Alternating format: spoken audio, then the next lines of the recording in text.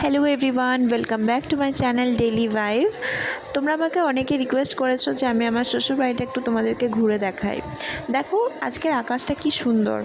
তো আমি আজকে তাই জন্য এই এত মনোরম একটা আকাশকে সাথে নিয়ে তোমাদেরকে আমি আমার শ্বশুরবাড়িটা ঘুরে দেখানোর চেষ্টা করছি।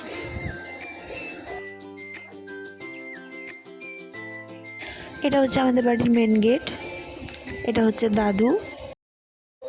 এখানে শেড করা আছে আমাদের দুটো গাড়ি রাখার জন্য আর বাইক রাখার জন্য। এটা আমাদের বাড়িটা আউটসাইড থেকে। এটা চাঁদ তার কাকাইয়ের সাথে দুষ্টুমি করছে, আর এটা আমাদের বাড়ির বাগান। ওয়েদারটা এতটাই সুন্দর যে শরৎকালের মতো ফিলিং আসছিল আকাশটা দেখে।